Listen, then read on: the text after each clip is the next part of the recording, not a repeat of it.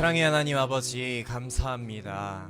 이 시간 또 저희를 이 금요일 이 귀한 이 시간 주님께서 이 시간을 저희에게 허락하시고 또 저희를 이곳에 보내주심에 너무나도 감사합니다. 이 자리를 통하여서 저희가 하나님의 나라를 보게 하시고 또 주님의 영광을 보게 하시고 주님의 그 존귀하신 능력과 위엄을 저희가 보게 하여 주시옵소서.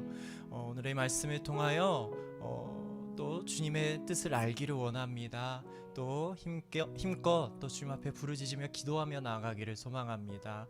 이 시간을 축복하여 주시고 함께 하실 그 주님과 함께 또 깊은 교제를 누리는 이 시간이 되게 하여 주시옵소서. 사랑이 많으신 우리 주 예수 그리스도 이름으로 기도합니다. 아멘. 네, 오늘 제가 나눌 말씀은 요한복음 1장 35절부터 39절입니다. 네, 요한복음 1장 35절부터 39절, 신약 143쪽에 위치하고 있습니다. 또 이튿날 요한이 자기 제자 중 두 사람과 함께 섰다가 예수께서 건의심을 보고 말하되 보라, 하나님의 어린 양이로다. 두 제자가 그의 말을 듣고 예수를 따르거늘 예수께서 돌이켜 그 따르는 것을 보시고 물어 이르시되 무엇을 구하느냐? 이르되 랍비여 어디 계시오니이까 하니 랍비는 번역하면 선생이라. 예수께서 이르시되 와서 보라. 그러므로 그들이 가서 계신 데를 보고 그날 함께 거하니 때가 10시쯤 되었더라. 아멘. 네, 오늘 제가 나눌 말씀의 제목은 요한의 두 제자입니다. 제가 35절 위에 보면 요한의 두 제자라고 또 이렇게 써 있는데요. 오늘은 좀 이렇게 요한의 두 제자에 대해서 저희가 좀 알아보려고 합니다. 나를 따라오라. 내가 너희를 사람을 낚는 어부가 되게 하리라. 이 말씀 많이들 들어보셨을 겁니다. 이 말씀은 마태복음 4장 19절에 예수님께서 또 베드로와 안드레의 형제에게 하신 말씀입니다. 이 말을 들은 베드로와 안드레는 어떻게 반응하시죠? 작업하던 그 그물을 그대로 내팽개치고 예수님께로 따라가는 그런 순종의 모습을 보여줍니다. 이어서 야고보와 또 요한 형제에게도 또 동일하게 예수님께서 찾아가셔서 또 부르셨을 때 그분들은 또 어떻게 하시죠? 동일하게 또 그 작업을 하던 것들을 내팽겨치고 심지어는 함께 작업하던 아버지가 민망하게 두고 같이 따라갑니다. 이어서 네, 이 앞절에 오늘 자세히 나와 있지는 않지만 사람들이 조금 오해하는 게 있는데 이 말씀에 나와 있는 이 순종의 모습이 예수님을 첫 만남에서 우리가 작업을 하고 있을 때 예수님께서 오셔서 나를 따르라 했을 때 모르는 사람이 따라오라고 했는데 따라갔다라고 예수님이라고는 알고 있었을지는 모르겠지만 예수님을 그냥 쉽게 따라갔다라고 생각하는 사람들이 있을 것 같아요. 사실은 그 순간이 이 제자들과 예수님과 초면이 아니었습니다. 그래서 예수님과 또 그 제자들의 초면은 과연 언제였을지 또 오늘 좀 이렇게 본문 말씀을 통해서 알아가 보려고 합니다. 그 전에 조금 한 번 더 나눠볼 게 있습니다. 세례 요한 많이들 아시죠? 네, 세례 요한의 이야기를 먼저 이렇게 나눠보고 넘어가려고 합니다. 이 세례 요한이 마태, 마가, 누가, 요한 이 네 장에 걸쳐서 모두 나와 있는 내용이 있어요. 세례 요한은 사람들에게 복음을 전하고 또 백성들에게 회개하는 또 세례를 주는 그런 운동을 하고 또 그런 사역을 많이 하죠. 물로 이렇게 또 세례를 주고 그런 사역을 주로 했습니다. 그래서 제사장들 또 레위인들 또 바리새인들 많은 그런 고위 관직이라고 해야 될까요? 네, 그런 분들이 많이 질투하는 대상으로 삼기도 하죠. 어느 날 이제 세례 요한이 많이들 아시는 내용이에요. 요단강에서 사람들에게 세례를 주고 있었을 때 그때 바리새인이 또 그때 찾아옵니다. 당신은 누구냐? 네가 누구길래 이렇게 하느냐? 또 네가 엘리야냐? 네가 선지자냐?라고 이렇게 세례 요한에게 물어요. 세례 요한은 그들에게 아니다. 나는 선지자 이사야가 말하는 주의 길을 곧게 하라고 광야에서 외치는 외치는 자의 소리다라고 이렇게 말을 합니다. 그때 세례 요한은 나보다 더 대단한 사람이 올 건데 그 사람은 나는 물로 세례를 주지만 그 사람은 성령으로 세례를 줄 것이다. 그 사람이 바로 하나님의 아들이다라고 다른 사람을 더 높이는 말을 합니다. 어떻게 보면은 바리새인들에게 더 책 잡힐 만한 이야기라고 볼 수 있을 것 같아요. 근데 그런 상황에 그 대화의 주인공 예수님이 그 자리에 등장을 하십니다.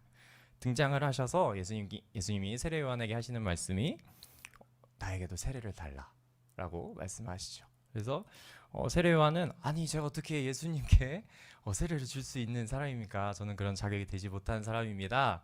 감히 저는 예수님의 신발끈을 못 풀어드리는 그런 존재조차도 되지 못하는 사람입니다.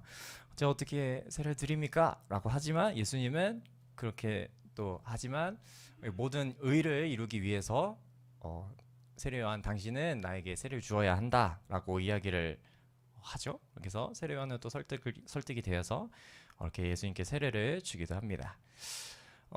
그 세례를 받고 나서의 풍경 다들 기억하시나요? 네. 하늘에서 성령같이 비둘기가 이렇게 성령의 비둘기같이 이렇게 내려오기도 하고 또 음성이 바로 들리죠. 이는 내 사랑하는 아들이요 내 기뻐하는 자라라고 이렇게 음성도 들립니다. 그 주변에 수많은 사람이 있었을 거예요. 성경에 몇 명이라고 자세하게 나와 있지는 않지만 주변에 있던 사람들도 그 장면을 목격했을 거고 이렇게 세례 요한을 지적하려고 했던 그 바리새인들도 그 목격을 했을 거예요. 사실 이 상황에서 제가 집중을 했던 건 세례 요한을 한번 좀 이렇게 묵상을 해봤어요. 예수님은 이제 세례 요한에게 이제 세례를 받으시고 세례 요한이 여태껏 사역했던 것들 그것이 무엇이었습니까? 예수님을 증거하는 삶. 또 세례 요한은 예수님을 증거하며 다니던 그것을 예수님께서 세례를 받으심으로 말미암아 그 사역을 완성시키시고 또 확증을 시키시는 그런 모습이 완성이 된 거예요. 사실 세례 요한이 먼저 예수님을 찾아가진 않았어요. 그 상황에 있었을 때 누가 먼저 찾아왔습니까? 예수님이 먼저 오셔서 내게 세례를 달라라고 이야기를 하셨어요. 본인이 이제 자신의 본분을 알고 또 열심히 감당하고 있는 세례 요한에게 예수님께서는 직접 나타나십니다. 또 그에게 직접 표징이 되어서 그 주변에 있는 모든 사람에게 그 하나님의 어린 양이 누구인지를 본인이 직접 드러내셔서 표징이 되어 주셨어요. 성경에 보면 세례 요한은 주로 광야에서 이렇게 사역을 많이 했다라고 나와 있어요. 그래서 주식으로 메뚜기랑 석청 이런 것만 먹고 또 이렇게 생활을 했다라고 나와 있는데요. 사실 그 생활이 풍족하고 이렇게 막 만족하는 삶이었을까요? 100% 아니었을 거예요. 그렇게 힘들고 어렵게 사역하던 그 사람이 기다리고 기다리던 사람, 하나님의 아들 예수님이 그에 찾아오신 것입니다. 그에게는 큰 위로였을 것이고 가장 큰 기쁨이지 않았을까 또 생각이 되었어요. 이 성령 세례, 그 예수님께서 세례를 받고 난 다음 날의 상황이 또 말씀이 있습니다. 우리 함께 지금 읽지는 않았지만 29절을 한번 봐주시겠습니까? 1장 29절입니다. 이것도 제가 읽어드리겠습니다. 그냥 듣기만 하세요. 이튿날 요한이 예수께서 자기에게 나아오심을 보고 이르되 보라 세상 죄를 지고 가는 하나님의 어린 양이로라. 세례 요한은 예수님께 세례를 준 다음 날에도 예수님을 또 만나요. 그 자리에서 세례 요한은 그 세례를 주고 난 다음 날에도 아마도 예수님에 대한 그 증거하는 사역을 계속해서 이어서 했던 모양입니다. 그 현장에 예수님께서 또 마침 찾아오셔서 그를 또 보며 감탄하며 그를 또 소개합니다. 어떻게 소개하죠? 보라, 세상 죄를 가지고 가는 하나님의 어린 양이로다 라며 함께 계셨던 또 그 사람들에게 소개를 해요.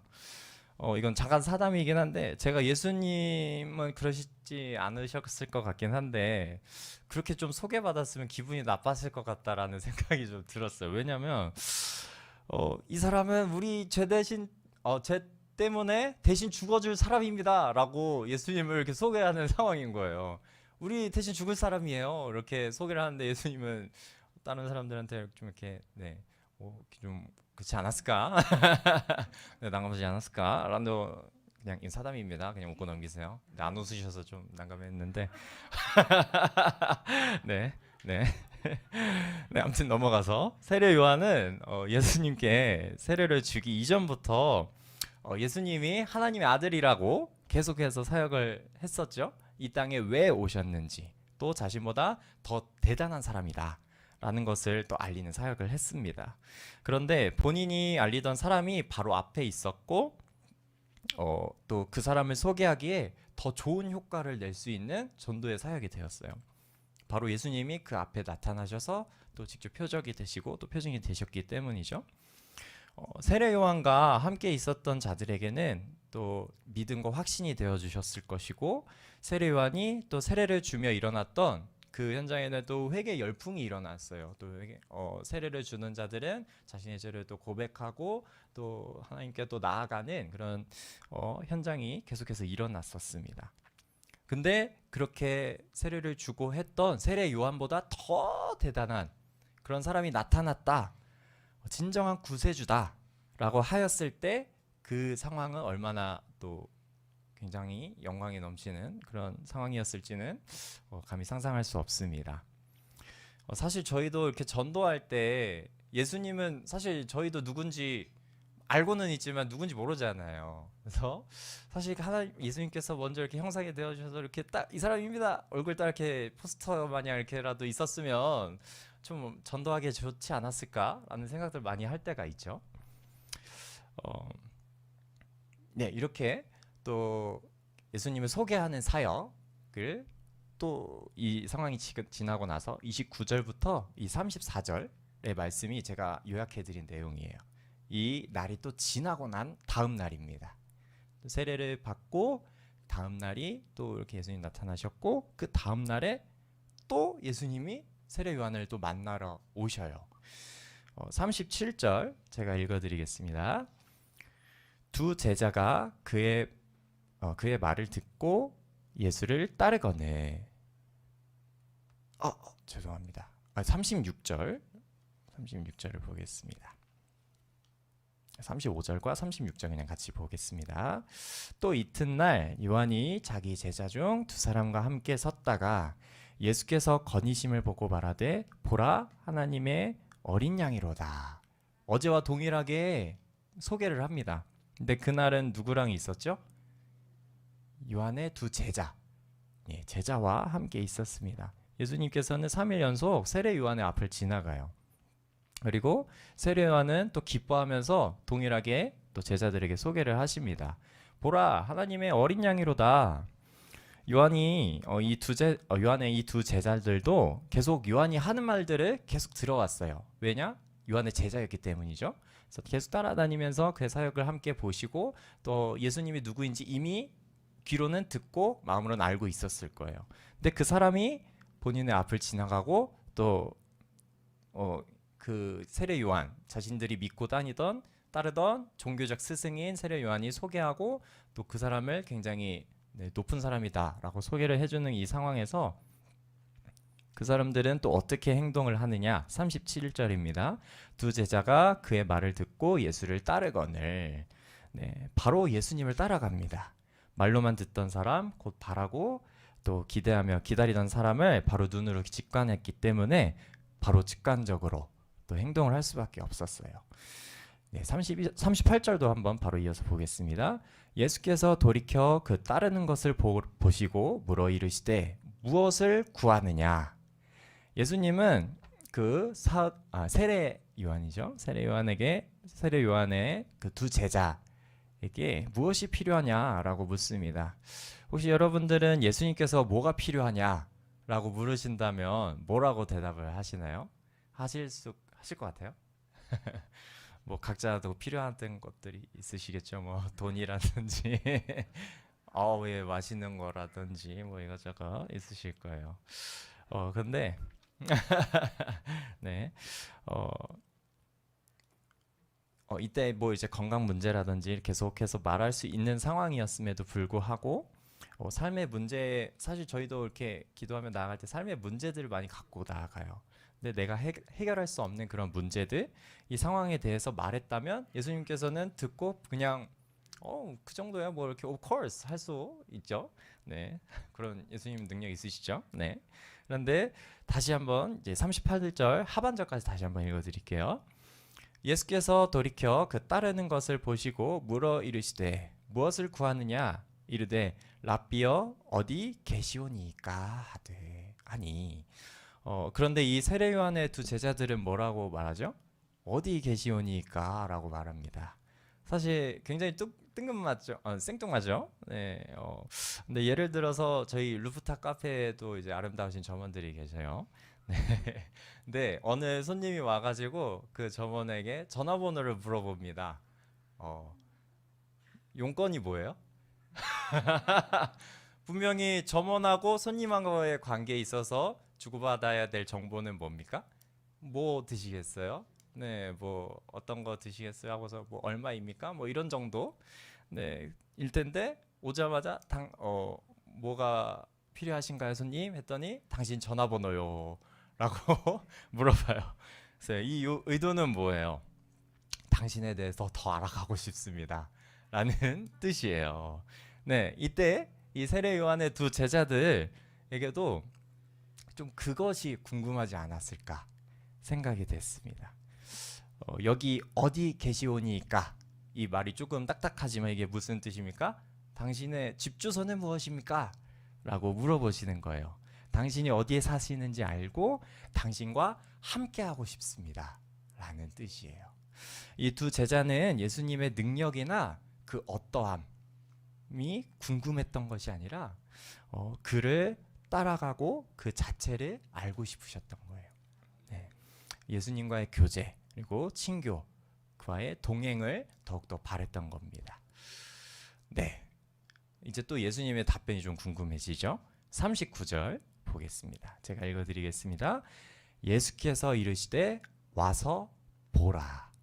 네, 와서 보라. 굉장히 심플하고 간단하고 단순하게 답변을 하셔요. 네. 솔직히 뭐 초면에 집 주소를 요구하면 뭐 이렇게 전화번호 물어보듯이 누가 알려줘요 초면에. 네, 그래서 어디 사세요라고 물으신다면 다들 어떻게 답변하시겠어요? 보통이면 왜요? 이렇게 좀 이렇게 철벽을 좀 치지 않을까 싶어요. 뭐 아니면 뭐 이렇게 저는 이렇게 시흥시에 살아요. 뭐 어느 동 뭐 어느 아파트 살아요 정도까지는 알려줄 수는 있을 것 같아요. 근데 어, 집 주소는 이렇게 막 이렇게 알려주기 쉽진 않죠. 그런데 우리 예수님은 어떻게 말씀하시죠? 와서 보라. 집 주소는 알려주지 않으시고 그냥 같이 가자. 우리 집 소개시켜줄게. 라고 말씀하시는 거예요. 예수님은 자신을 찾는 사람들을 거절하지 않으세요. 예, 바로 받아들이십니다. 예수님도 그 제자들의 마음과 같았던 거예요. 그들과 함께 하고 싶으셨던 것이고 또 자신을 찾고 부르는 자들을 거절하지 않으시는 겁니다. 그렇게 집까지 함께 데리고 가시는 모습을 보이셨어요. 네, 39절 한 번 더 보겠습니다. 예수께서 이르시되 와서 보라. 그러므로 그들이 가서 계신 데를 보고 그날 함께 거하니 때가 10시쯤 되었더라. 네, 오랜 대화를 하느라고 10시가 되었대요. 그리고 그들은 헤어집니다. 밤 10시면 충분히 대화하고도 남은 시간이라고 생각이 되셨겠지만 사실 여기서 말하는 10시는 오후 4시예요. 현대 시간으로.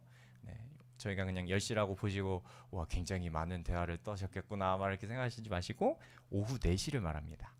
그렇게 따지고 보면 오래 머무시지는 않았죠.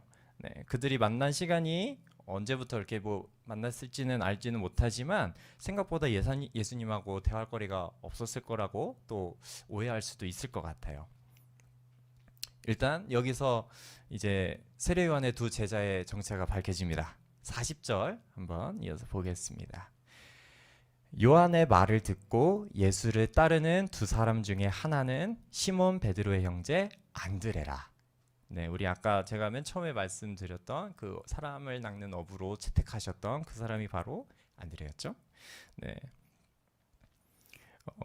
여기서는 이제 그냥 또 한 사람이라고만 이렇게 위에 설명이 되어 있는데 아마 추측컨대 그 안드레와 사도 요한, 이 요한복음이 이제 사도 요한이 이제 쓴 그런 장이거든요.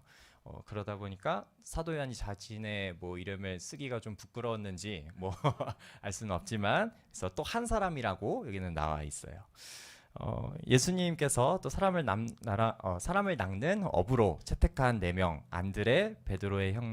안드레하고 베드로 형제와 사도 요한, 야고보 형제 이렇게 4사람이 있습니다. 근데 그때 안드레와 사도 요한을 이때 처음 만나신 거예요. 네. 아까 안드레하고 또 사도 요한은 오후 4시가 되어서 예수님과 헤어졌다라고 나와 있어요. 41절과 42절 그 후에 행방이 나와 있습니다. 그가 먼저 자기의 형제 시몬을 찾아 말하되 우리가 메시아를 만났다 하고, 메시아는 번역하면 그리스도라, 데리고 예수께로 오니 예수께서 보시고 이르시되 내가 요한의 아들 시몬이니 장차 게바라 하시니라. 게바는 번역하면 베드로라. 네, 안드레와 또 사도 요한은 어디로 갔죠? 자신의 또 형제들에게 또 찾아갔어요. 자신이 만난 사람은 누구였고 누구였고 또 어떤 사람이고 그거를 소개시켜주는 또 일을 바로 이어서 합니다. 그래서 어떻게 했어요? 바로 데리고 왔어요. 오후 4시가 됐을 때 제가 봤을 때 자신만 알기 아까웠던 것 같아요. 예수님, 제가 기다려보세요. 제가 제 형제 베드로를 데리고 오겠습니다 라고 말한 상황에서 자신이 알아낸 그 메시아를 소개시켜주기로 마음을 먹었던 걸로 생각이 됩니다. 그래서 베드로는 어떻게 됐어요? 듣고서 바로 따라왔어요. 또 따라와서 게바라는 또 이름을 또 받기도 하고, 또 우리가 알듯이 또 열정적인 사역자로서 또 이렇게 부르심을 받았습니다. 하나님은 세례 요한을 또 예수님의 길을 곧게 하는 자, 예수님의 길을 예비하는 자로 사용을 하셨습니다. 세례 요한은 일평생 하나님이 이 땅에 오심을 전하고 많은 사람에게 또 회개의 세례를 주었습니다. 그리고 그에 이어서 예수님이 세상에 하나님의 아들이심을 알림과 동시에 또 죄를 지고 가실 어린 양이심을 또 분명하게 밝히고 그 역할을 충분히 감당을 했어요. 세례 요한을 통해 예수님을 알게 된 사람 누구죠? 안드레와 베드로, 또 수많은 사람들이 있을 거예요. 근데 그 사람들이 그냥 가만히 있었습니까? 또 주께 다른 사람을 또 주께 인도하고 또 사도로서의 사역을 감당을 했습니다. 사실 제가 이 말씀을 좀 묵상하면서 많이 느꼈던 건, 우리가 많이 본질을 많이 잊고 살았다. 우리가 우리의 정체성, 이것들을 많이 잊고 살았다라고 많이 생각을 했어요. 하나님에 대한 사랑을 또 입으로는 말하지만 형식적인 인사가 되어버릴 때가 참 많을 때가 많아요. 예수님 사랑하십니까? 라고 물었을 때 네, 사랑합니다 라고 그냥 하고 말할 때가 많아요. 우리의 기도는 또 어땠습니까? 욕망에 대해서, 우리의 욕심이 되어서 우리의 욕심을 채우는 그냥 주술적인 행위로 또 변질된 그런 일들을 할 때가 많았습니다. 우리의 필요한 것을 구하라고 하셨으니 구할 것을 하나님께 구하는 것은 참 맞아요. 맞긴 한데 우선적으로 저희가 해야 될 것이 있습니다. 하나님과 교제하는 것. 그것이 우리가 해야 될 것, 또 우리의 본질, 하나님의 자녀로서 하나님과 또 친밀한 교제를 나누어야 할 우리의 삶의 이유가 되지 않을까 생각이 됐습니다. 네, 우리 함께 찬양했으면 좋겠는데요. 예, 감사합니다. 와서 보라. 여러분, 이 말씀이 좀 어떻게 다가오시나요? 와서 보라라고 초청하신 예수님을 저희가 좀 기억했으면 좋겠습니다. 아무런 조건 없이 우리가 어떤 사람인지 뭐 예수님은 물론 아셔요. 아심에도 불구하고 우리가 어떤 사람인지 조건 없이 받아들이시는 그 하나님의 사랑, 우리가 그것을 기억하며 이 찬양 함께 하며 나가겠습니다.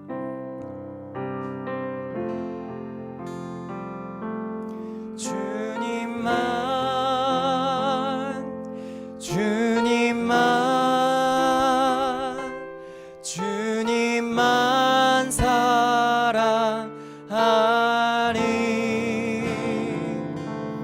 나의 왕, 나의 주님, 주님을 더욱 알기 원해. 나 주님께 오직 주께 경배하네. 거룩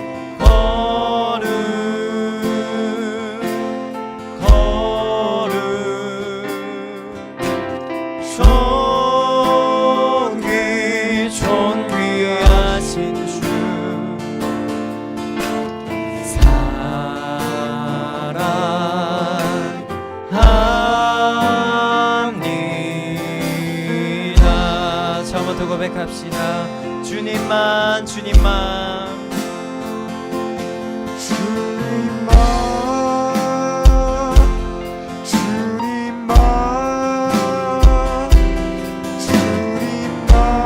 사랑하리.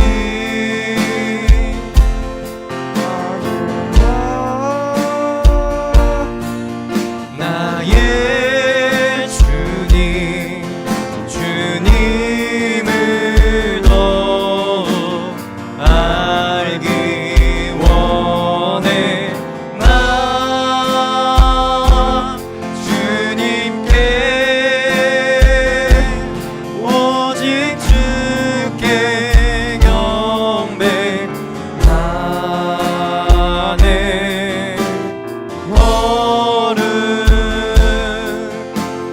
거룩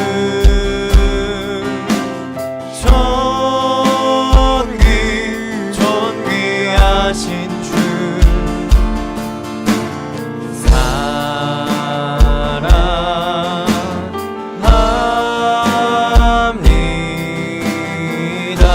나 주님께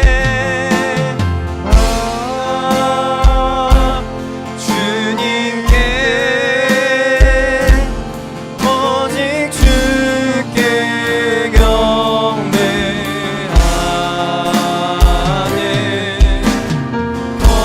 거룩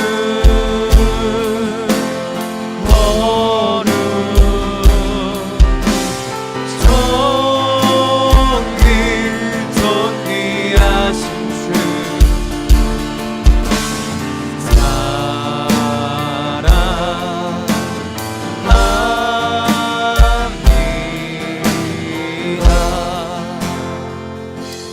시간 우리 함께 기도하실 텐데요.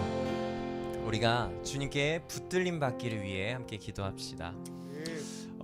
우리 세례 요한과 또 우리 두 제자에 대해서 저희가 오늘 나눴는데요. 이 두 제자들도 세례 요한에게 많은 설교와 많은 이야기를 들었겠지만 예수님을 다 알지는 못했어요. 하나님을 다 알지는 못했어요. 사실 저만 해도 그렇죠. 여러분들도 동일하십니다. 우리는 하나님을 다 알 수 없어요. 우리가 항상 교만에 빠져 있어요. 우리가 하나님을 다 아는 마냥 우리가 하나님을 기도할 때도 하나님께 뭐 이거 해주세요, 왜 안 해주세요, 이렇게 기도할 때도 많고요. 어떨 때는 하나님을 뭐 요즘 용어로 가스라이팅 할 때도 참 많아요. 뭐 이렇게 해주지 않으면 삐뚤어질 테다. 저도 좀 그랬을 때가 좀 있었어요. 좀 이렇게 설교 준비를 하면서 회개할 때가 많았는데 우리의 이러한 연약함을 가지고 우리가 정말로 주님의 생각과 동일시 되어야 하고 단 1분 1초도 주님과 떨어져서는 안 됩니다.